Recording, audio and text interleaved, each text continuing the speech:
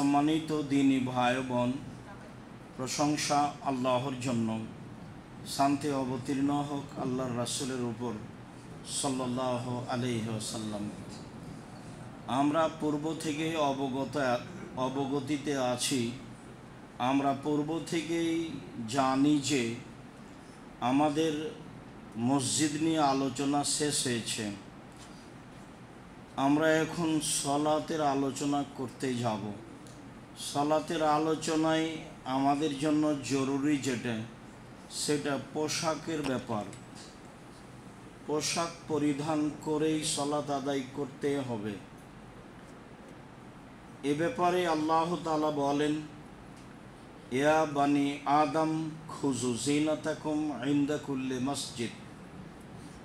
হে আদমের ছেলে মেয়ে, যখন তোমরা সলাত আদায় করতে যাবা মসজিদে, তখন সুন্দর পোশাক পরিধান করো। মসজিদে সলাত আদায় করতে গেলে ভালো পোশাক পরার জন্য আল্লাহ তাআলা আদেশ করেছেন। আদম সন্তানকে ভালো পোশাক পরেই সলাত আদায় করতে হবে। আনাস রাদিয়াল্লাহু তাআলা আনহু বলেন, রাসূল সাল্লাল্লাহু আলাইহি ওয়াসাল্লাম বলেছেন, মান গাসসালা ওয়াগতাসালা ওয়া লাবিসা মিন আহসানি সিয়াবিহি ওয়া মাসসা মিন তিবিন ইন কানা ইনদাহু ওয়া মাশা। কেউ সকালে গোসল করলো, পরিবারকে গোসল করালো, তারপরে সুন্দর পোশাক, ভালো পোশাক পরিধান করলো, সম্ভব হলে আতর গায়ে ব্যবহার করলো, পায়ে হেঁটে মসজিদে গেল, মসজিদে ঢুকে কারো কাঁধ ডিঙ্গিয়ে সামনে গেল না, ইমামের খুতবা শুনল, ইমামের সাথে সালাত আদায় করলো, তাহলে তার বাড়ি থেকে মসজিদ পর্যন্ত যতবার পা ফেলেছে ও পা উঠিয়েছে, তাতে 1 বছর সালাত আদায় করলে জানে কি হয়, 1 বছর সিয়াম পালন করলে জানে কি হয়, তা দেওয়া হবে। প্রত্যেক পদক্ষেপ সমান, এ কথা রাসূল সাল্লাল্লাহু আলাইহি সাল্লাম বলেন। তাতে তিনি বলেন, জুমার দিন গোসল করলো, করালো, স্বামী স্ত্রীর বিষয়টি তারা তাদের মতো সাংসারিক জীবন বাস্তবায়ন করে গোসল করে ভালো পোশাক পরিধান করলো, ভালো পোশাক পরে যাবে, এইটা মূলত কথা। সম্ভব হলে আতর গায়ে ব্যবহার করলো, পায়ে হেঁটে মসজিদে গেল, কাঁধ ডিঙ্গিয়ে সামনে গেল না, ইমামের খুতবা শুনল, তার সাথে সালাত আদায় করলো, তাহলে প্রত্যেক পদক্ষেপ সমান। 1 বছর নফল সিয়াম পালন করলে, 1 বছর তাহাজ্জুদ পড়লে যা নেকি হয় তাই হবে বলে রাসূল সাল্লাল্লাহু আলাইহি সাল্লাম বলেন। আল্লাহ তাআলা বলেন, আদম সন্তান, তোমরা মসজিদে সালাত আদায় করতে গেলে ভালো পোশাক পরিধান করো। ভালো যার যা সম্ভব সেটাই ভালো। ভালো অন্তত পরিষ্কার পরিচ্ছন্ন থাকবে, সাধারণ কাপড়ও যেন পরিষ্কার পরিচ্ছন্ন হয়। আর তাহুরু সাতরুল ঈমান, পরিষ্কার পরিচ্ছন্নতাই হচ্ছে অর্ধেক ঈমান। হাদিস বুখারী মুসলিম। সম্মানিত দিনী ভাই ও বোন, ওমর ইবনে আবি সালামা রাদিয়াল্লাহু তাআলা আনহু বলেন, আমি রাসূল সাল্লাল্লাহু আলাইহি সাল্লামকে দেখেছি যে তিনি একটা কাপড়ে সালাত আদায় করছেন। উম্মু সালমার ঘরে দেখেছি তিনি তার কাপড়ের 2 শেষ প্রান্তকে তার 2 কাঁধের উপরে করে নিয়ে সালাত আদায় করছেন। প্রথমে 2-1 কথা বলি। উমর ইবনে আবি সালামা, উল্লেখ্য যে আবু সালমা বাহির থেকে আসা একজন মানুষ, উম্মু সালমা বাহির থেকে আসা একজন মহিলা, তারা স্বামী স্ত্রী বাহির থেকে এসে ইসলাম গ্রহণ করে রাসূলের এখানে অবস্থান করছিলেন। কোনো এক সময়ে আবু সালমা মারা গেলে আল্লাহর নবী আবু সালমার বাড়িতে আসলেন। দেখলেন আবু সালমার চক্ষুগুলি খোলা আছে। তিনি এসে হাত দিয়ে চক্ষু বন্ধ করে দিলেন আর বললেন, দেখো, আত্মা যখন বের হয় তখন চক্ষু দেখতে থাকে কিভাবে আত্মা বের হচ্ছে, যার কারণে অনেক মানুষেরই চক্ষু খোলা থাকে। যারা তোমরা পাশে থাকো, তোমরা ওই সময়ে পাশে থাকলে চক্ষু বন্ধ করিও, শরীর ঠান্ডা হয়ে গেলে এটা আর বন্ধ হবে না। এই কথা রাসূল সাল্লাল্লাহু আলাইহি সাল্লাম বলেন। বাড়িতে যারা ছিল হাউমাউ করে কাঁদতে লাগলো।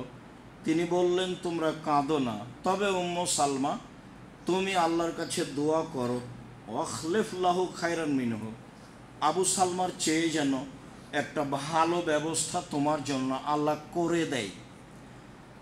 তখন উম্মু সালমা বলেন, আল্লাহর নবী, আবু সালমার চেয়ে ভালো মানুষ আছে পৃথিবীতে এটা তো আমি মনে করি না। আমার কাছে আবু সালমাই সবচেয়ে ভালো মানুষ। আমি তার চেয়ে ভালো স্বামী হিসাবে কেমনে চাইতে পারি? তার চেয়ে তো ভালো আছে, এটাই তো আমি গ্রহণ করি না। তো আল্লাহ রাসূল বললেন, উম্মু সালমা দোয়া করো তো। কয়েকদিন পরে আল্লাহর নবী উম্মু সালমাকে বিবাহের জন্য প্রস্তাব দিলেন। তখন উম্মু সালমা বললেন, ওহো, আসলে আমি তো বুঝতে পারিনি যে আল্লাহর নবী আমাকে বিবাহের প্রস্তাব দিবেন।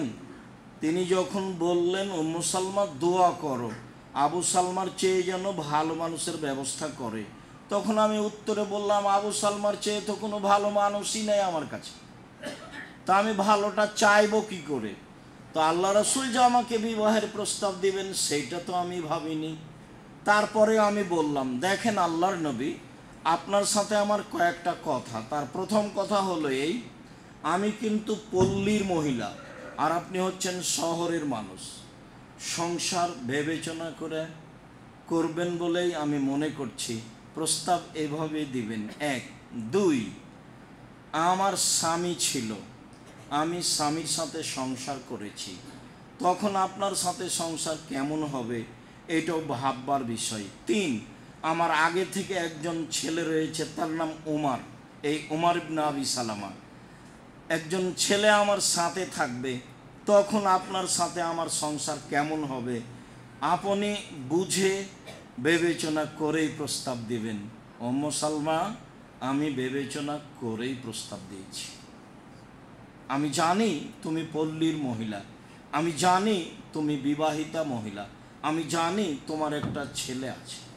বুদ্ধিমতী মহিলা উম্মু সালমা। বিপদের দিনে যারা পরামর্শ দিতে পেরেছেন তার দ্বিতীয় উপযুক্ত বুদ্ধিমতী সুচেতন হুঁশিয়ার মহিলা হচ্ছেন উম্মু সালমা। তার আগে ছিলেন খাদিজা রাদিয়াল্লাহু তাআলা আনহা। অনেক কথা, দুই একটা কথা। রাসূল সাল্লাল্লাহু আলাইহি সাল্লাম একদা গারে হীরা থেকে এসে বললেন, খাদিজা, খাসিতু আলা নাফসি, আমি ভয় পাচ্ছি, আমার যে কি হয়। হঠাৎ একজন আমার নিকটে আসলো, সে আশ্চর্য চেহারার, এরকম তো মানুষ আমি কোনোদিন দেখিনি। সে আমাকে চেপে ধরলো, ধরে বলছে পড়ো। আমি বললাম পড়তে জানি না, ছেড়ে দিল। আবার চেপে ধরে বলল পড়ো। আমি বললাম পড়তে জানি না, আমি তো অক্ষরই চিনি না। আবার চেপে ধরে বললেন পড়ো, ইকরা বিস্মে রব্বিকাল্লাযী খালাক। আমি পড়লাম। ঘটনা এই, মনে হচ্ছে আমি মারা যাব। খাদিজা বলছেন রাদিয়াল্লাহু তাআলা, বলেন কি আপনি মারা যাবেন? মানে কখনো নহে, ভয়ে আপনি মারা যাবেন কেন? মারা যাবেন না এখন, তার 1 নম্বর কারণ হচ্ছে আপনি অসহায় মানুষের পাশে দাঁড়ান। 2, বিপদগ্রস্ত মানুষের খবর নেন। 3, আপনি ক্ষুধার্ত মানুষকে খেতে দেন। 3-4টা কারণ উল্লেখ করলেন খাদিজা রাদিয়াল্লাহু তাআলা আনহা, আর বললেন যে না, এটা কখনো নয়, যা আপনি ভাবছেন তা হবে না। উনি ভালোভাবে বুঝতেন ঘটনা কিছু আছে, অনেক দিন যাবৎ তিনি তাকে দেখেছেন।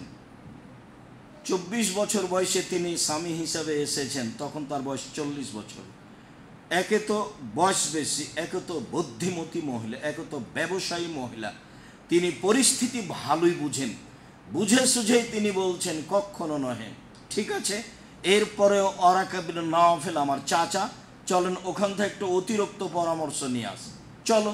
নিয়ে গেলেন। চাচা দেখেন তো আপনার ভাইয়ের ছেলে ভাতিজা কি বলে, বলো তো কি ঘটেছে। আর আমি গাড়ে হিরাই ছিলাম, হঠাৎ এরকম আমার কাছে আসলো এক আশ্চর্য চেহারার মানুষ, আমাকে চেপে ধরে বলল এই এই এই। আমি বললাম পড়তে জানি না। ও মোহাম্মদ, ও তো জিব্রাইল, তোমাকে তো এলাকার লোক বের করে দিবে। নেন, প্রথম বাক্য হলো আহা, ও তো জিব্রাইল তোমার কাছে এসেছিল, তোমাকে তো এলাকার লোক বের করে দিবে। নেন, এই দ্বিতীয় বাক্য এইটা। তখন উনি বলছেন আওয়া মুখরে জিয়ে আমার এলাকার লোক আমাকে বের করে দিবে, এটা তিনি মানলেন না।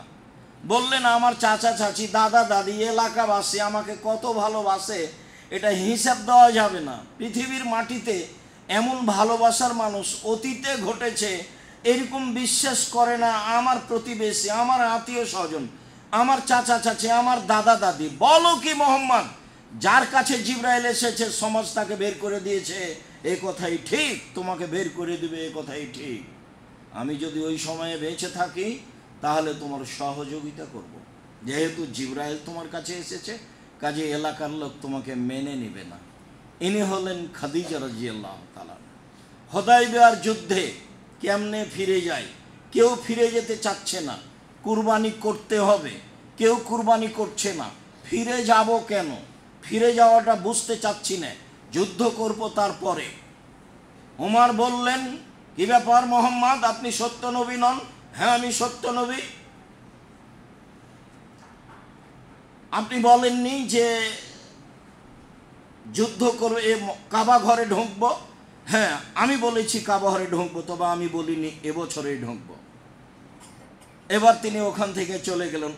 উমারি আবু বকর সিদ্দিক বলেন মোহাম্মদ কি সত্য নবী নয়? হ্যাঁ সত্য নবী। মোহাম্মদ কি বলেননি যে কাবা ঘরে ঢুকবো এবছর? হ্যাঁ তিনি বলেছেন কাবা ঘরে ঢুকবো, তবে এবছরই ঢুকবো এ কথা তিনি বলেননি। মানে আল্লাহর নবী যা বলেছেন আবু বকর সিদ্দিক তাই বলেছেন, অক্ষরের কম বেশি নেই। এখন পরিস্থিতি খুব প্রতিকূলে, কেউ যেতে চাচ্ছে না। বলছেন উম্মু সালমার কাছে, উম্মু সালমা কি করা যায় পরামর্শ দাও তো, কেউ যে কুরবানি করছে না, কেউ যে ফিরে যেতে চাচ্ছে না। তো উম্মু সালমা বলছেন অত চিন্তা করছেন কেন, আপনি আপনার কুরবানিটা করে ফেলেন তো, তারপর দেখেন, আপনি গিয়ে জবে করেন আপনারটা। তো ঠিকই স্ত্রী উম্মু সালমার কথা শুনে যখন আমারটা জবে করে দিলাম, দেখি সবাই নিজে নিজে করে দিল। ইনি হচ্ছেন উম্মু সালমা। বুদ্ধির অভাব ছিল না, তিনি ভালো বুঝেছিলেন, বিবেচনা করেই প্রস্তাব দিয়েছে উম্মু সালমা। সেই ঘরের আগের ছেলে হলো এই উমার ইবনে আবি সালমা। এই উমারই বলছেন আমি রাসূলের সাথে একবার খেতে বসেছিলাম, আগের ঘরের ছেলেকে নিয়ে তিনি খাচ্ছেন, খেতেন। এখান থেকে একটা খেজুর, ওখান থেকে একটা খেজুর, এই বিসমিল্লাহ বলো, ডান হাতে খাও, পাশ থেকে খাও। আগের ছেলেকে শিখিয়ে দিচ্ছেন নিয়ম। কি দিয়ে বুঝায় আমি, বাপ কাকে বলে। বাপে বিবাহ দিয়েছে, বউ এসেছে ঘরে, তাই সংসার করেছি, তাই সন্তান হয়েছে, তাই আমি পিতা। আসলেই কি আমি পিতা? বাপে বিবাহ দিয়েছে, স্বামীর বাড়ি গেছিস, ঘর সংসার করেছি, ছেলে মেয়ে হয়েছে, তাই আমি মা। আসলেই কি মা? উমর ইবনে আবি সালমা বলেন আমি আল্লাহর নবীকে উম্মু সালমার ঘরে, মানে আমার মায়ের ঘরে, আমি রাসূলকে সালাত আদায় করতে দেখেছি একটা কাপড়ে। তিনি তার কাপড়ের দুই মাথাকে দুই কাঁধের ওপরে করে নিয়েছেন, ডানটা বামে বামটা ডানে করে নিয়ে তিনি সালাত আদায় করছেন। আমি এটা দেখলাম আমার মায়ের ঘরে। হাদিস বুখারী মুসলিম। সালাতে দুই কাঁধ ঢাকা থাকবে। আবু হুরায়রা রাদিয়াল্লাহু তাআলা আনহু বলেন রাসূল সাল্লাল্লাহু আলাইহি সাল্লাম বলেছেন অবশ্যই তোমাদের কেউ যখন সালাত আদায় করবে তখন তার কাপড়ের দুই প্রান্ত যেন তার দুই কাঁধের উপরে থাকে। আবু হুরায়রা রাদিয়াল্লাহু তাআলা আনহু বলেন রাসূল সাল্লাল্লাহু আলাইহি সাল্লাম বলেছেন, ইজা সাল্লা আহাদুকুম, যখন তোমাদের কোনো ব্যক্তি সালাত আদায় করবে, ফালইউখালিফ বাইনা আতিকাইহি বাইনা তারাফাইহা আলা আতিকাইহি, অবশ্যই কাপড়ের দুই প্রান্ত যেন কাঁধের দুই দিকে করে নেই। হাদিস বুখারী মুসলিম। মহিলাদের সর্বাঙ্গই ঢেকে রাখতে হবে। আলমারাতু আওরা, মহিলারা হচ্ছে ঢেকে রাখা বস্তু। তবে স্বাভাবিকভাবে মুখমণ্ডল হাতের কবজি খুলতে পারে। হাদিস সহিহ। উত্তম ঢেকে রাখা। আয়েশা রাদিয়াল্লাহু তাআলা আনহা বলেন, রাসূল সহ সবাই চলে গেলেন। আমি পেশাব পায়খানার কাজ সেরে এসে দেখছি কেউ নেই, সবাই চলে গেছে। আমি চিন্তা করলাম, আমি যদি এখন কোথাও চলে যাই, তারা এখানে আসলে আমাকে খুঁজে পাবে না, আমি এখানেই থাকি। কিছুক্ষণের মধ্যে সাফওয়ান ইবনে মুআত্তাল নামে একটা লোক আমাকে দূর থেকে দেখে বলছে, ইন্না লিল্লাহি ওয়া ইন্না ইলাইহি রাজিউন। ইন্না লিল্লাহ। আয়েশা কেন এখানে? আমি তার কণ্ঠটা শুনে দ্রুত মুখমণ্ডল ঢেকে নিলাম। ঢেকে রাখা ভালো, খোলা যায়। তিনি আমাকে এই বাক্য ছাড়া আর কিছু বলেননি, যে উটের উপরে উটটা বসালেন। আর ইন্না লিল্লাহ ছাড়া, ইন্না লিল্লাহি ওয়া ইন্না ইলাইহি ছাড়া তিনি আর কিছু বলেননি। উটটা বসালে আমি উঠে বসলাম। তিনি উটটা নিয়ে যেতে লাগলেন। বাড়িতে পৌঁছিলাম বা রাসূলের কাছে পৌঁছলাম। পৌঁছিতেই মুনাফিকেরা বলল, দেখেছো আয়েশা সাফওয়ান ইবনে মুআত্তালের সাথে জেনা করেছে, তার সামনে অন্যায় লিপ্ত হয়েছে, যা হওয়ার তাই হলো, ইফকের ঘটনা পৃথিবীর মানুষ জানে। তিনি বললেন, আমি 29 দিন যাবৎ চোখের পানি বন্ধ করিনি। আমাকে একদা আল্লাহ রাসূল এসে বলছেন, আয়েশা অন্যায় করে থাকলে বলো করেছি, আর অন্যায় না করে থাকলে বলো করিনি। আয়েশা বলছেন, বলেন কি আপনি? আমি যদি বলি হ্যাঁ, তাহলে মিথ্যা হবে সত্য, আর আমি যদি বলি না, জনগণ বলবে কইরা বলছে না। অতএব আমি এখন কিছু বলতে পারি না। সাবরিকা সাবরে আবে ইউসুফ, আমার ধৈর্য হলো ইউসুফের বাপের ধৈর্যের মতো। ইউসুফের বাপ 25 বছর যাবৎ ছেলে হারিয়ে ধৈর্য ধারণ করেছিলেন, আমি ধৈর্য ধারণ করতে পারি না। আমি আপনার এই পরামর্শ গ্রহণ করলাম না। 29 দিন পরে আল্লাহ বললেন, আয়েশা অন্যায় করেনি।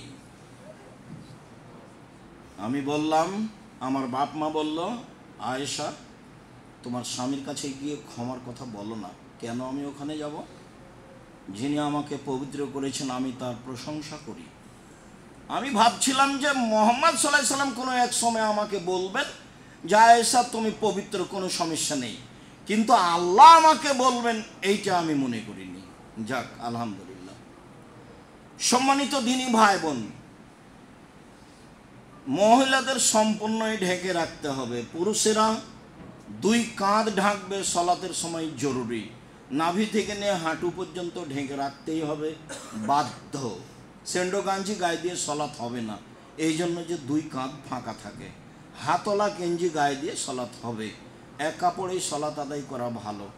2 কাপড় সলাত আদায়, এক কাপড়ে সলাত আদায় করা যায়, 2 কাপড়ে সলাত আদায় করা উত্তম। আয়েশা রাদিয়াল্লাহু তাআলা আনহা বলেন, সাল্লা রাসূলুল্লাহ সাল্লাল্লাহু আলাইহি সাল্লাম বিখামিসাতি হাজিহি, আমার এই চাদর গায়ে দিয়ে আল্লাহ রাসূল সালাত আদায় করলেন। ওয়ালাহ আলামুন, চাদরে ছিল নকশা। ফানাজারা ইলা আলামিহা নাজরাতান, তিনি নকশার দিকে লক্ষ্য করলেন। ফালামা ইনসারাফা, সালাত শেষ করলেন।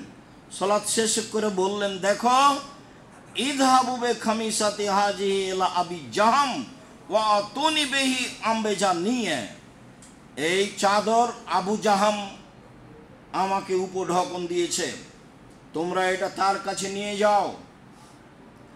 আমবেজানিয়া নামে একটি চাদর আছে, যাতে কোনো নকশা নেই, সেই চাদর নিয়ে আসো।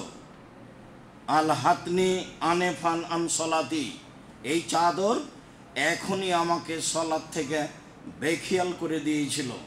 এই চাদর আমাকে সলাত থেকে অমনোযোগী করেছে। এই সলাত আমার এই চাদর আমার একাগ্রতা নষ্ট করেছে। অতএব এই চাদর পরে আমি সলাত আদায় করব না। সাদা কাপড় পরিধান করা সবচেয়ে উত্তম, রঙিন হলে এক রঙেরই উত্তম, সাথে সাথে নকশাপূর্ণ চাদর কাপড় পরিধান করা থেকে বেঁচে থাকা ভালো। আপনার পিছনে যারা আছে, আপনার পাঞ্জাবি দেখতে দেখতেই সালাত শেষ হবে, আপনার জামার কালার দেখতে দেখতেই সালাত শেষ হবে। এই জন্য পশ্চিম দেওয়ালে যে কোনো নকশা নিষিদ্ধ। আয়েশা রাদিয়াল্লাহু তাআলা, আনাস রাদিয়াল্লাহু তাআলা আনহু বলেন, কানা কিরামাল্লে আয়েশাতা, আয়েশার একটি চাদর ছিল, ফাসাতারাত বিহি জানেবা বাইতিহা, এই চাদরটা দিয়ে তিনি বাড়ির এক পার্শ্ব ঢেকেছিলেন ভালো লাগবে মনে করে। রাসূল সাল্লাল্লাহু আলাইহি সাল্লাম, আয়েশা আমিতি কেরামাকে, আমিতি আন্না কেরামাকে, আয়েশা তোমার এই চাদরটা এখান থেকে সরাও। ফিহা তাসাবির লা তাজালো তাসাবির ও তারিজু লি ফি সালাতি, এই চাদরে ছবি আছে, এই ছবি সর্বদা আমার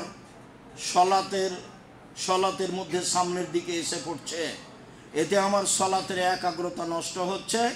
আয়েশা তুমি এই চাদরটি আমার সামনে থেকে সরাও। বোঝা গেল নকশাপূর্ণ জায়নামাজ চলবে না। যে জায়নামাজ আপনি বাড়িতে ব্যবহার করেন, সৌদি আরব থেকে নিয়ে আসা বা ঢাকা থেকে কিনা, মসজিদে নবাবী আছে, কাবা ঘর আছে, এই জন্য সলাৎ চলবে না এই কথা নয়। আপনার জায়নামাজ হবে এক কালার, এটা হলো কথা। মসজিদের কার্পেট হবে এক কালার, এটাই ঠিক। যদি ভিন্ন কালার হয় তাহলে কাপড় দিয়ে ঢেকে দিতে হবে।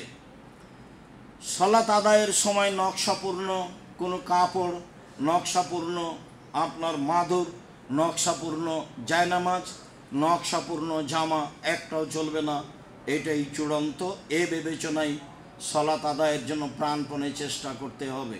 কাপড় ভালো হতে হবে, যা রাসূল সাল্লাল্লাহু আলাইহি সাল্লাম বলেন।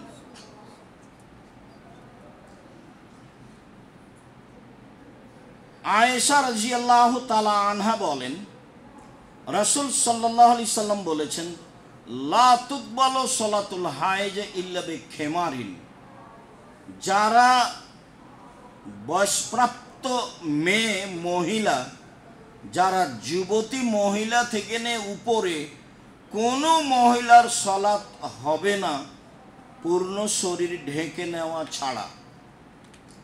চাদর বলতে আগে যেই সময় খালা ফুফুরা আত্মীয় স্বজনের বাড়ি যেত, তখন একটা বড় চাদর গায়ে দিত, তা পুরো শরীর ঢাকা থাকতো মাথা থেকে নিয়ে।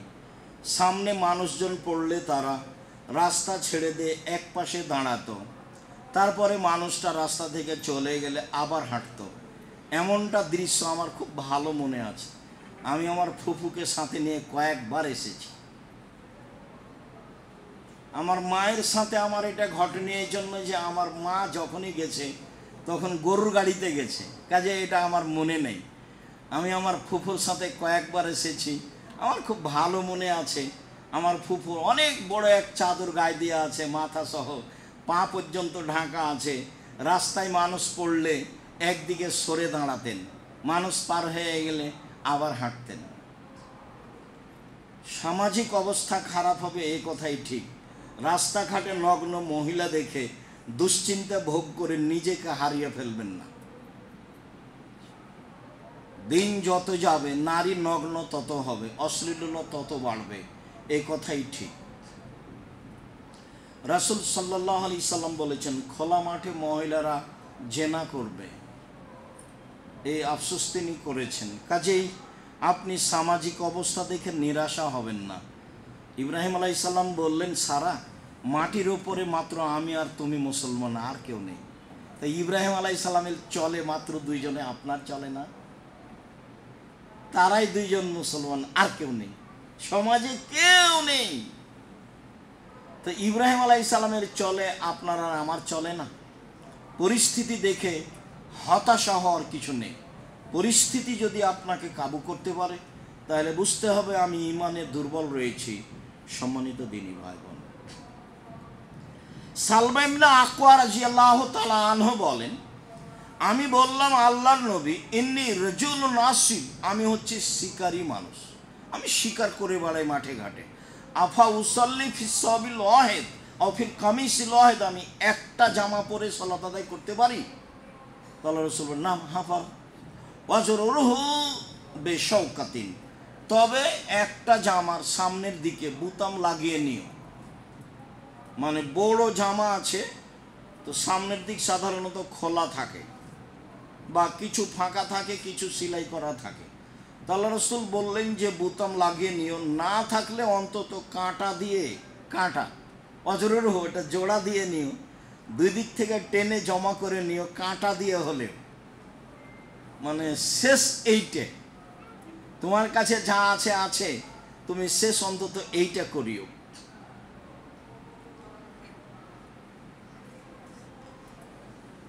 আবু হুরায়রা রাদিয়াল্লাহু তাআলা আনহু বলেন, রাসূল সাল্লাল্লাহু আলাইহি ওয়াসাল্লাম বলেছেন, খালিফুল ইয়াহুদ ওয়ান নাসারা ফাইন্নাহুম লা ইউসাল্লুনা ফি নিআলিহিম ওয়া খিফাফিহিম, তোমরা ইহুদি খ্রিস্টানদের বিরোধিতা করো।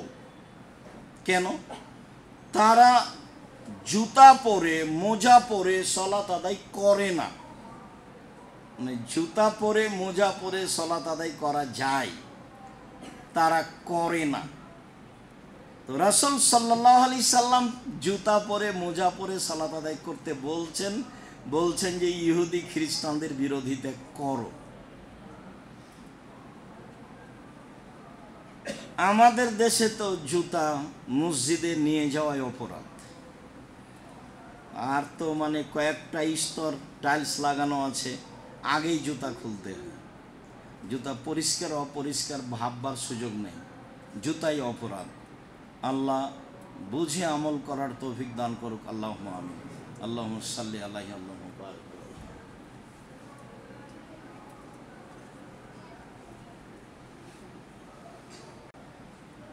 আবু সাঈদ খুদরি রাদিয়াল্লাহু তাআলা আনহু বলেন, বাইনামা রাসূলুল্লাহ সাল্লাল্লাহু আলাইহি ওয়াসাল্লাম বিআসহাবিহি, একদা আল্লাহর নবী তার সঙ্গী সাথীকে নিয়ে সালাত আদায় করছিলেন। ঈদ আলকা নে আলাহু, ঈদ আলকা না আলাইহে, হঠাৎ করে দেখলাম যে তিনি তার পায়ের জুতা সালাতের মধ্যে খুলে দিলেন। ওয়াজাহুমান ইয়াসারিহি, তারপর বাম দিকে রাখলেন। ফালাম্মা রা যালিকাল কওম আলকাউ নে আলাহু, যখন মুসাল্লিরা দেখলো যে আল্লাহ রাসূল তো জুতা খুলে দিলেন, তা আমরাও জুতা খুলে দিলাম সালাতের মধ্যে। ফালাম্মা কাজা সালাতাহু, যখন আল্লাহ রাসূল সালাত শেষ করলেন, তিনি বললেন, মা হামালাকুম আলা ইলকায়ে নে আলাইকুম, আচ্ছা তোমাদেরকে জুতা খুলতে কে বলল? তোমরা কেন জুতা খুললে? তো সাহাবীগণ বলছেন, রায়নাকা আলকায়তা না আলাইকা, আপনাকে দেখলাম আপনি জুতা খুলেছেন। ফালকানা নে আলানা, তখন আমরা আমাদের জুতা খুলে দিয়েছি।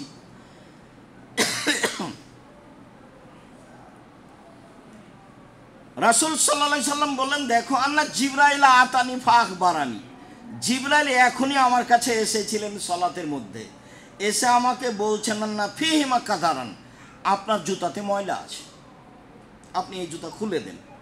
তাই আমি খুলে দিয়েছি। তোমরা শুনে রাখো, এজা জা আহাদুকুম আল মসজিদ ফালইয়ানজুর ইলা নালাইহি ফাইন রা ফিহি কাদারান ফালইয়ামাসসাহু ফালিসাল্লি ফিহি, যখন তোমাদের কেউ মসজিদে আসবে, মসজিদে এসে দেখে যেন যে তার জুতাতে ময়লা আছে নাকি, ময়লা থাকলে পরিষ্কার করে নিবে, নিয়ে ওই জুতা পরেই সালাত আদায় করবে। এখন কয়েকটা কথা। তার প্রথম কথা হলো যে সবাই জুতা পরেছিলেন। রাসূল সালাতের মধ্যে জুতা খুলে ফেললেন কেন? জিবরাইল বললেন যে জুতাতে ময়লা আছে। সালামের পরে বললেন, তোমরা কেন খুললে? বলে, আপনাকে খুলতে দেখেছি সেই জন্য। এই বাক্য দিয়ে আপনার কাছে কি প্রমাণ হয়? এই বাক্য দিয়ে অনুসরণ। সাহাবীগণ কত তৎপর ছিলেন অনুসরণে, কত তৎপর ছিলেন অনুসরণে। সালাতে যা করতে দেখেছেন তাই করছেন, অথচ করা প্রয়োজন ছিল না। তিনি বললেন, তোমরা জুতা খুললে কেন? আপনাকে খুলতে দেখলাম এই জন্য। আরে জিবরাইল আমাকে এসে বললো তো আপনার জুতাতে ময়লা আছে, তাই আমি খুলে দিয়েছি। তো তোমাদের জুতাতে কি ময়লা আছে? তোমরা জুতা পরে মসজিদে আসবা, এসে দেখবা যে জুতাতে ময়লা আছে নাকি। যদি থাকে তাহলে মুছে দিয়ে দে, জুতা পরেই সালাত আদায় করিও। এই অনুসরণের কথা বলতে মধ্যখানে একটা কথা বলে রাখছি, দিনী ভাই বোন খুব ভালোভাবে মনে রাখবেন। রাসূল সাল্লাল্লাহু আলাইহি সাল্লামের কথাকে প্রাধান্য দিতে হবে। পৃথিবীর কোনো মানুষ তার কথা প্রাধান্য দিতে হবে এরকম যোগ্যতা কেউ রাখে না, এমনকি উমর রাদিয়াল্লাহু তাআলা আনহু নয়। আল্লাহর নবী 23 বছর জীবনে কোনো একদিন কাতার সোজা করুন, প্রাচীরের মতো দাঁড়ান, ফাঁকা বন্ধ করুন, এই কথা না বলে সালাত আরম্ভ করেননি কোনো একদিন। 23 বছরে কোনো একদিন এই কথা না বলে সালাত আদায় করেননি। মানে বলেছেন কাতার সোজা করুন, প্রাচীরের মতো হয়ে দাঁড়ান, ফাঁকা বন্ধ করুন। আমি দেখতে পাচ্ছি শয়তান ছাগলের বাচ্চার মতো হয়ে তোমাদের মধ্য দিয়ে প্রবেশ করছে। এই কথাগুলি না বলে 23 বছরের জীবনে কোনোদিন সালাত শুরু করেছেন তার প্রমাণ নেই। অথচ সাহাবীগণ সোচ্চার, দেখলেই করেন। না, ভালো করে বুঝাতে পারলাম না। সাহাবীগণকে এত বলা লাগবে না, দেখতে পাচ্ছেন না যে দেখলেই করেন। বলার অবকাশ হয়নি সালাম ফিরার পরে, আমি যখন জুতা খুললাম তোমরা খুললে না কেন? এটি কি বলার প্রয়োজন হয়েছে? তোমরা জুতা খুললে কেন? আপনাকে খুলতে দেখেছি তাই খুললাম। আপনাকে একটা অনুসরণ দেখাচ্ছি। আল্লাহ রাসূল 23 বছরে কোনো একদিন এভাবে না বলে সালাত শুরু করেননি। এটা সময় দেওয়া আছে কিয়ামত পর্যন্ত, কে যদি প্রমাণ করতে পারে। সেদিন থেকে বক্তব্য আর দেব না, এই কথা বলেছি, সেদিন থেকেই শেষ, জাতির সামনে আর আসবো না ইনশাল্লাহ। কথা কথা, বাকি সময় বাড়িতে থেকে যাব। কেউ যদি প্রমাণ করে দিতে পারে আল্লাহ রাসূল জীবনে কোনো একদিন মুসল্লির দিকে মুখামুখি না হয়ে কাতার সোজা করুন, প্রাচীরের মতো হয়ে দাঁড়ান, ফাঁকা বন্ধ করুন, এই কথা না বলে সালাত শুরু করেছেন, এটা প্রমাণ হয়ে গেলে আমি আব্দুর রাজ্জাক বিন ইউসুফ জিন্দেগি তার বক্তব্য দেব না। 30 বছর থেকে বলে আসছি, 1-2 দিন থেকে নয়। অথচ আপনার মসজিদে ইমাম ওইদিকে মুখ করে আছেন, কেবলার দিকেই, আর মুয়াজ্জিন বলছেন একামাত দিচ্ছে। যখন কাদকামাতি সালা পর্যন্ত গেছে তখন উনি বলছেন আল্লাহু আকবার। এর নাম অনুসরণ? হাতে চুমা দিলে অনুসরণ হয়, বুকে হাত মারলে অনুসরণ হয়, জন্মদিনে এভাবে মিলাদ করলে অনুসরণ হয়? অসম্ভব। তার কর্ম বাস্তবায়ন করলে জীবনে তার নাম অনুসরণ। যে ধর্মে 1 গ্লাস পানি পান করলে 5টা বিধান লাগে, সেই ধর্মের সালাত এমনিতেই শুরু হবে, এই কথা ঠিক নয়। সম্মানিত দিনী ভাই বোন, বলছিলাম আবু হুরায়রা রাদিয়াল্লাহু তাআলা আনহু বলেন রাসূল সাল্লাল্লাহু আলাইহি ওয়াসাল্লাম বলেছেন, ইজা সাল্লা আহাদুকুম ফালা ইয়াদা না আলাইহি আন ইয়ামিনি। তোমাদের কেউ যদি সালাত আদায় করে তখন সে যেন জুতা খুলে ডান দিকে না রাখে, ওয়ালা আন ইয়াসারিহি, তার বাম দিকে না রাখে। কেন? ওয়ায়াকুন আন ইয়াসারিহি গায়রা রাজুলিন ইয়ামিনু গায়রা রাজুলিন। বাম দিকে রাখলেই তো আর একজনের ডানে হলো। তুমি জুতা খুলে ডান দিকে রাখো না, কেন? তোমার ডানে হলো। তো তোমার জুতা খুলে বাম দিকে রাখো না, কেন? আর একজনের ডানে হলো। তাহলে জুতা খুলে ডানে রাখা যায় না, বামে রাখা যায় না। হ্যাঁ, আবার বলছেন তবে আল্লাহ এখনো আহাদুন নিসারি, যদি বাম দিকে কেউ না থাকে তাহলে জুতা খুলে বাম দিকে রাখতে পারো। আল্লাহ হলে আও ইয়াদা বাইনা রিজলাই, হে জুতাটা খুলে 2 পায়ের মাঝে রাখো। আও ইসল্লি ফিহিমা, অন্যথায় তাতেই সালাত আদায় করো। এই হাদিসে বোঝা যাচ্ছে জুতা খুলে রাখা যায়, জুতা পরে সালাত আদায় করা যায়। আমার পরিস্থিতি অনুযায়ী আমি বুঝবো জুতা খুলে রাখবো না জুতা পরে সালাত আদায় করবো। আপনার একবারে নতুন জুতা পরে একদিন মসজিদে সালাত আদায় করেন, ভালোভাবে বের হতে দেয় নাকি? শরীয়তের সাথে ভালোবাসা নেই, মানে এমনিতেই ভালোবাসা, ধর্মের সাথে ভালোবাসা নেই। ধর্মকে ভালোবাসলে তো হুবাহু মানার একটা চেষ্টা করতে হবে, তাহলে তো, তাছাড়া এমনি কি আর ভালোবাসা হয়? আমর ইবনে শুআয়ব আন আবিহি আন জাদ্দিহি কাল, আমর ইবনে শুআয়ব তার পিতার মধ্যস্থতায় তার দাদা থেকে বলেন, কানান নবী সাল্লাল্লাহু আলাইহি ওয়াসাল্লাম ইউসাল্লি হাফিয়ান ও মুনতাইলান, রাসূল সাল্লাল্লাহু আলাইহি সাল্লাম খালি পায়েও সালাত আদায় করতেন, আবার তিনি জুতা পরেও সালাত আদায় করতেন। তিনি খালি পায়েও সালাত আদায় করতেন, আবার তিনি জুতা পরেও সালাত আদায় করতেন। আব্দুল্লাহ ইবনে মাসউদ রাদিয়াল্লাহু তাআলা আনহু বলেন, রাসূল সাল্লাল্লাহু আলাইহি সাল্লাম সালাত আদায় করতেন প্রথম যুগে ফি সাবিল ওয়াহিদ, এক কাপড়ে। রাসূল সাল্লাল্লাহু আলাইহি সাল্লাম এক কাপড়ে প্রথম দিকে সালাত আদায় করতেন। এদা কানা সব কিল্লা, যখন কাপড় কম ছিল তখন। ফালাম ওয়াসাল্লাহু তাআলা, যখন আল্লাহ তাআলা অর্থ সম্পদ বেশি করে দিলেন, তখন as-সালাতু ফি সাওবাইন আজকা, তখন দুই কাপড়ে সালাত আদায় করাই উত্তম।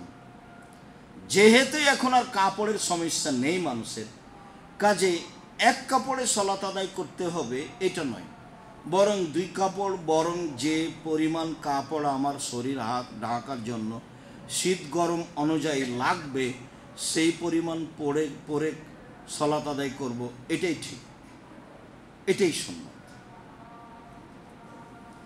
আবু হুরায়রা রাদিয়াল্লাহু তাআলা আনহু বলেন, নাহান নবী সাল্লাল্লাহু আলাইহি ওয়াসাল্লাম সাদলে ফি সালাতে আয়ুগাতিয়া রাজুল ফাহু, তিনি টাকনোর নিচে কাপড় পরে সালাত আদায় করতে নিষেধ করেছেন। অন্য এক বর্ণনায় এসেছে টাকনোর নিচে কাপড় পরে যদি কেউ সালাত আদায় করে তাহলে সে যেন আবার সালাত আদায় করে, তার সালাত হয়নি। তবে এ হাদিস ঠিক নয়। টাকনোর নিচে কাপড় রেখে যদি কেউ সালাত আদায় করে তাহলে সেই সালাত যেন সে আবার আদায় করে, আবার আদায় করা লাগবে না। এ হাদিস আমলযোগ্য নয়।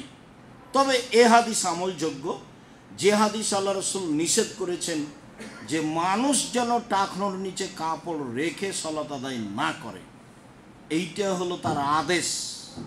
সালাতের সময় কাপড় টাকনোর উপরে থাকতেই হবে। এ কথার অর্থ এই নয় যে সালাত শেষ হয়ে গেলে চলবে, কেননা ওইটা আরো কঠিনভাবে বলা আছে যে তিন শ্রেণীর মানুষের দিকে আল্লাহ দয়ার দৃষ্টি দিবেন না, তিন শ্রেণীর মানুষের সাথে আল্লাহ কথা বলবেন না, তিন শ্রেণীর মানুষকে আল্লাহ পবিত্র করবেন না। তার এক শ্রেণীর মানুষ হচ্ছে মুসবিলুল এজার, যারা টাকনোর নিচে কাপড় পরিধান করে, পায়জামা প্যান্ট লুঙ্গি পরে, তাদের সাথে আল্লাহ বিচারের মাঠে কথা বলবেন না। কাজেই সালাতের সময় সহ যে কোনো সময়ে পুরুষ মানুষ তার কাপড় টাকনোর উপরে রাখবে, এটা জরুরি, বাধ্য। এত বড় অপরাধ কেন আমিও বাহ্যিকভাবে কিছু বুঝতে পারি না, কিন্তু কেন আল্লাহ রাসূল বললেন তাতে ভেবে দেখা যায় যে এই পাপটা মনের সাথে জড়িত, এই জন্য। আর মনের সাথে জড়িত যেগুলো পাপ মনে চাই। টাকনোর নিচে যদি কাপড় পরিতে ভালো লাগে, প্যান্টটা টাকনোর নিচে থাকলে ভালো লাগে, আর প্যান্টটা টাকনোর উপরে গেলে খালি ঠ্যাঙ্গা ঠ্যাঙ্গা লাগে, কেমন কেমন লাগে। বউয়ে বলে, মেয়ে বলে, আব্বু কি তুমি প্যান্ট পরে আছো, টাকনোর উপরে খালি ঠ্যাঙ্গা ঠ্যাঙ্গা লাগে। এইটা হলো মনের সাথে জড়িত, এই জন্য এত অপরাধ, এত বড় অপরাধ। অবাক হবেন, তিনটা পাপকে সিরিয়াল বলেছেন আল্লাহ নবী, যার সাথে আল্লাহ কথা বলবেন না, কোনো কথাই নেই বিচারের মাঠে তার সাথে, যাও, তার পবিত্রতার কোনো দিক নাই, অথচ 99টা দয়া তার কাছে থাকবে বিচারের দিনে।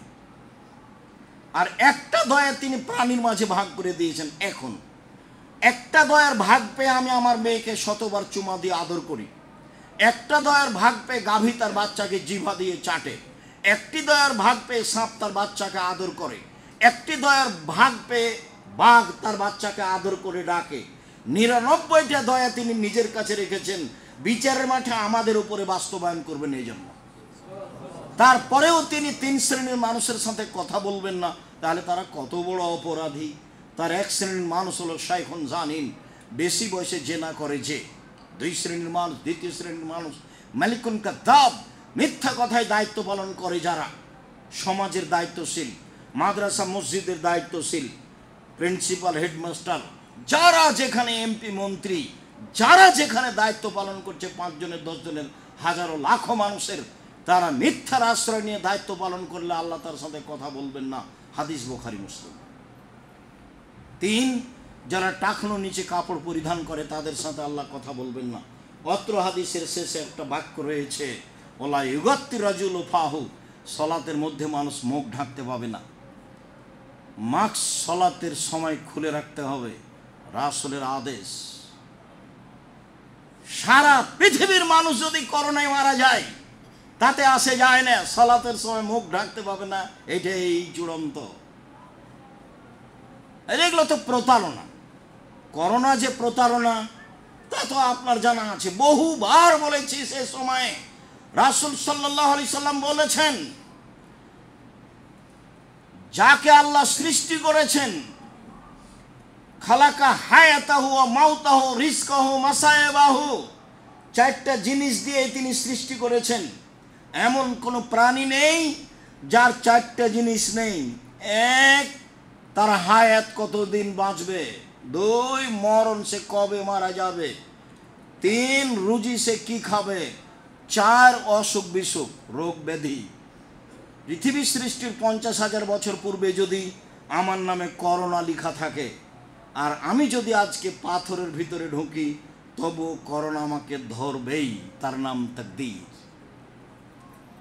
মাস্ক দিয়ে আমি ভাগ্য বাড়াতে রাজি নই, কোনোদিন এই পদক্ষেপ নিইনি। মাস্ক দিয়ে আপনি ভাগ্য বাড়ানোর প্রয়োজন মনে করেন না। এখন মাস্ক লাগান, ধুলাবালি তো আছেই। ধুলাবালি দেখবেন, ঘরের জানালা খুলে রাখেন, আলোটা ভিতরে আসুক, তখন আপনি দেখেন তাকে কত ধুলাবালি আছে। এখন আপনি মাস্ক ব্যবহার করেন, সব সময় করেন, শুধু সলাতের সময় খুলে রাখবেন। সম্মানিত দিনী ভাই বোন, বলছিলাম পোশাক, কাপড়। পুরুষের জন্য পরনে একটা কাপড় থাকবে, গায়ের উপরে যে কাপড়টা থাকবে সেটা দিয়ে অন্তত 2 কাঁধ ঢাকতে হবে বাধ্য। বারবার এই কথাগুলি এসেছে। আবু সাঈদ খুদরি রাদিয়াল্লাহু তাআলা আনহু বলেন, আমি আল্লাহর নবীর ঘরে ঢুকলাম, দেখি তিনি সালাত আদায় করছেন। দেখি তিনি ইউসাল্লি ফি হাসিরিন ইয়াসজুদু আলাইহি, একটা চাটাইয়ের উপরে সালাত আদায় করছেন। হয়তোবা সেটা চামড়ার চাটাই, হয়তোবা সেটা খেজুরের রশির চাটাই, এমনটা হতে পারে। খুব একটা যে সুবিধাজনক তা নয়, কেননা অন্য হাদিসে দেখেছি যে তিনি চামড়া বিছিয়ে সালাত আদায় করছেন। তো আপনিও জায়নামাজ বিছিয়ে সালাত আদায় করতে পারেন। আমি আপনাকে আন্তরিকভাবে, আপনি আমার দিনী ভাই, দিনী বোন হিসেবে আপনাকে আমি অনুরোধ জানাচ্ছি, আপনি এই জায়নামাজ ফেলে দেন যেটা আপনি ব্যবহার করছেন, সেটা যতই দামি হোক না কেন। আজকেই কালকেই ঢাকাতে যেখানে 1 কালার জায়নামাজ পাওয়া যায় সেটা ব্যবহার করেন, যেখানে কোনো নকশা থাকবে না। নকশা তো রাসূল সাল্লাল্লাহু আলাইহি সাল্লাম সরিয়ে দিলেন। আর ওরকম কোনো চাদর যদি জানালা দরজা লাগা থাকে, তো আল্লাহ রাসূল ঢুকে তাকে ছিঁড়ে ফেলতেন। ছবি মূর্তির তো কোনো প্রশ্নই আসে না। ছবি মূর্তির সাথে আপনার ভালোবাসা কেন এত, তা আমাদের বুঝে নেই। আপনার বাড়িতে পুতুল কেন আপনার ছেলে মেয়ের হাতে, সেটা আমরা বুঝি না। আপনার ছেলে মেয়ে যে পটে পেশাব পায়খানা করে, সেটা ঘোড়া, সেটা আপনার বাড়িতে দিনরাত কীভাবে থাকে, সেটা আমাদের বুঝের বাইরে। আপনি কেমন তাহাজ্জুদ পড়েন, কেমন সালাত আদায় করেন, আপনার স্ত্রী কেমন বোরখা পরে, তা আমাদের বুঝের বাইরে। এগুলো তো চলে না। রাসূল সাল্লাল্লাহু আলাইহি সাল্লামকে হাদিয়া দেওয়া হয়েছিল। উকবা ইবনে আমির রাদিয়াল্লাহু তাআলা আনহু বলেন, উহুদিয়া রাসূলুল্লাহ সাল্লাল্লাহু আলাইহি সাল্লাম ফারুজ হারিরিন, রেশমি একটা আলখেল্লা, বড় জামা রাসূলকে হাদিয়া দেওয়া হয়েছিল। রাসূল হাদিয়া নিতেন, আর সাদকার ব্যাপারে বলতেন, সাদকা আমি খাই না, সাদকা আমার বংশ খায় না, সাদকা আমার বাড়ির মানুষ খায় না, সাদকা আমার উপরে হারাম, আমার বংশের উপরে হারাম, আমার কাজের মানুষের জন্য হারাম। সাদকার ব্যাপারে বলেছে। আর হাদিয়া আসলে আগে হাত বাড়িয়ে নিতেন, হাদিয়া তাকে দেওয়া হতো। একটা হাদিয়া দেওয়া হয়েছে তাকে, রেশমি বড় জামা, হাত বড়। ফালাবে সাহ, তিনি সেটা পরলেন। সুম্মা সাল্লা ফিহে, তাতে তিনি সলাত আদায় করলেন। সলাত আদায় করার পরে তিনি নাজান শাদিদা, খুব জোরে গাও থেকে খুলে ফেললেন। খুলে ফেলে বললেন, হাযা লা ইয়ানবাগি লিল মুত্তাকিন, এটা পরহেজগার মানুষের জন্য শোভনীয় নয়। প্রথম কথা এই হাদিসের যে তখন রেশমি পুরুষের জন্য হারাম ছিল না। রেশমি কাপড় পরে তিনি সালাত আদায় করবেন কেন? রেশমি তো পুরুষের জন্য হারাম। সিল্ক কাপড় পুরুষের জন্য হারাম, সিল্ক মখমাল পুরুষের জন্য হারাম, রেশমি পুরুষের জন্য হারাম। রেশমি মহিলারা পরিধান করবে। আল্লাহ রসুল রেশমি আলখেল্লা পরে সালাত আদায় করলেন কেন? তখন বিষয়টি হারাম ছিল না। এই জন্য তার শেষ বাক্য হচ্ছে সবার জন্য জরুরি। রাসূল সাল্লাল্লাহু আলাইহি সাল্লাম কতগুলো কাজকে পরহেজগার মানুষের জন্য মানায় না, সাজে না, এই কথা তিনি বললেন। মসজিদে টিভি নাই, প্রয়োজনীয় কথা চলছে, বসে থাকা যায়। মানুষ ধারণা করবে খারাপ, এই জন্য ওখানে বসা হবে না। লা ইয়ানবাগি হাযা লিল মুত্তাকিন, এরকম কাপড় পরহেজগার মানুষের জন্য চলে না। বেশি জাঁকজমকপূর্ণ কাপড় পরহেজগার মানুষের জন্য চলে না। আল মোমেন গিরুন করিম, মোমেন হচ্ছে ভোলা ভালা। মোমেন হচ্ছে ওই উটের মতো যে উটের নাকে লাগাম লাগানো আছে, তাকে যখন টানা হয় তখন সে চলে। ওই যে উস্তুনি খায় ইস্তানা খা, যখন তাকে বসতে বলা হয় তখন বসে। মুমিন হলো এরকম। আল মোমেন গিরুন করিম, মোমেন হচ্ছে ভোলা ভালা, সহজ সরল। আল ফাজির খিবুল লাইম, আর যে ধূর্ত সে হলো বদ, শয়তানের গোড়া। ধূর্ত, চালাক, বুদ্ধিমান আর চালাক এক নয়। ধূর্ত মানে চালাক, মানে সবসময় খারাপটাকে কৌশলে করে, কালিলে অধীন না। ধূর্ত মানে সবসময় খারাপটাকে ভালো করে দেখে নিজে করে এবং সমাজের কাছে পেশ করে। আর বুদ্ধিমান মানুষ এমন করে না। বুদ্ধি নামলা আকল, বিবেক দিয়ে কাজ দেয়, নিজের জন্য ভালো বুঝে, আর একজনের জন্য ভালো বুঝে। রাসূল সাল্লাল্লাহু আলাইহি সাল্লাম বলেন, পরহেজগার মানুষের জন্য এই পোশাক পরে না। সম্মানিত দিনী ভাই বোন, পোশাক অবশ্যই ভালো হতে হবে। সলাতের জন্য আরও ভালো হতে হবে, জুমার দিন আরও ভালো হতে হবে। 5 ওয়াক্ত সলাত আদায় করেন যেই কাপড় পরে, সামাজিকভাবে সেই কাপড় না পরে সলাতের জন্য ভালো পরিষ্কার কাপড় পরবেন, এটাই উত্তম। কাপড় যেটা পরে আছেন সেটা তো পরিষ্কার থাকলেই চলে, চলার ব্যাপারে বলছি না। বলছি যে পবিত্র থাকলে আপনি পড়তে পারেন, তবে আপনি সম্ভবপর চেষ্টা করবেন ভালো পোশাকে সলাত আদায় করা। জুমার দিন আরও ভালো পোশাকে সলাত আদায় করার চেষ্টা করবেন। অবশ্যই তা মানুষের দৃষ্টি কেড়ে নেবে, খুব বেশি জাঁকজমকপূর্ণ হবে, মানুষ আপনাকে অহংকারী ভাববে, এটা যেন হয় না। কেন? আল্লাহ রাসূল বলেছেন, লা ইয়ানবাগি হাযা লিল মুত্তাকিন, এই পোশাক পরহেজগারের জন্য মানায় না। তাহলে পরহেজগারিতা ভিন্ন জিনিস। পরহেজগারিতা হচ্ছে পরহেজগার মানুষ মানে সহজ সরল চলে, যাকে মানুষ ঠগিয়ে দেয়। মানুষ মনে করে ঠগাতে পেরেছি, খুব ভালো হয়েছে, আসলে তা নয়। আর মহিলাদের পোশাক রাস্তাঘাটে দেখে নিরাশা হবেন না, কখনো নয়। আমি আপনাকে আন্তরিকভাবে অনুরোধ জানাচ্ছি, আহাল পরিবারে হতাশাগ্রস্ত হবেন না। কেননা ইব্রাহিম আলাইহিস সালামের চলে মাত্র স্বামী স্ত্রীতে, আপনার কেন চলবে না? আপনার তো সমাজে এখনো অনেক ভালো মানুষ আছে। কি বলেন আপনি? ঢাকাতে এমন পরিবার আছে, ওই পরিবারের ওদের স্ত্রী কাপড় যদি পুরুষে দেখে নাই, তাহলে সে কাপড় জ্বালিয়ে দিবে, ওটা আর পরবে না। ওরা যে কাপড় পরে থাকে সেই কাপড়ের উপরে একটা অতিরিক্ত বোরকা পরে, সেটাতে কোনো সমস্যা নেই। কিন্তু ওরা যেটা নিয়মিত পরে, সে কাপড় যদি কোনো পুরুষ মানুষ দেখে নেয়, তাহলে সে কাপড় তারা আর পরবে না, সে কাপড়ই জ্বালিয়ে দিবে। ওরা তাদের কাপড় ফাঁকা জায়গায় মিলে দেয় না, শুকাতে দেয় না। আর একজন পুরুষ দেখবে, এমনটা যেন না হয়, এই ব্যাপারে সতর্ক থাকে। আছে এমন মানুষ, আছে দুনিয়াতে। আপনি হতাশা হবেন না, নিরাশা হবেন না। আমি আপনাকে পারিবারিকভাবে আপনাকে সহ ভালো পোশাক পরে থাকার জন্য, এবং ভালো পোশাক পরে সালাত আদায়ের জন্য, এবং ভালো পোশাক পরে, ভালো থেকে ভালো পোশাক পরে জুমার সালাত আদায়ের জন্য আন্তরিকভাবে অনুরোধ জানাচ্ছি। পুরুষের জন্য জরুরি ঢেকে রাখতে হবে কোমর থেকে হাঁটু পর্যন্ত। প্রয়োজনে হাঁটুর উপরে কাপড় উঠাতে পারে, ঢেকে রাখা ভালো। সলাতের সময় হাঁটুর নিচে কাপড় থাকবে, উপরে কাঁধ দুটি ঢাকা থাকবে জরুরি। ষণ্ড-গঞ্জি গায়ে দিয়ে সলাৎ হবে না, হাতওয়ালা গেঞ্জি গায়ে দিয়ে সলাৎ আদায় করতে পারে। যেই পোশাকে কাঁধ দুইটি ঢাকা থাকবে সেই পোশাক পরেই সলাৎ আদায় করা যাবে। যেহেতু নারীদেরকে আল্লাহ রাসূল আওরাত বলেছেন ঢেকে রাখা বস্তু, কাজে তাদের বিষয়টি আরও ভিন্ন। সম্মানিত দিনী ভাই বোন, আমরা আপাতত পোশাকের আলোচনা এখানে শেষ করলাম। পরবর্তীতে আমাদের আলোচনা হবে সূত্রা সামনের জুমায় ইনশাআল্লাহ। আল্লাহ আমাদের যারা মারা গেছে তুমি তাদের কবরের শাস্তি মাফ করো, আমরা যারা অসুস্থ তুমি তাদের আরোগ্য দান করো, আমরা যারা বেঁচে আছি তুমি তাদেরকে তোমার রাসূলের পদ্ধতি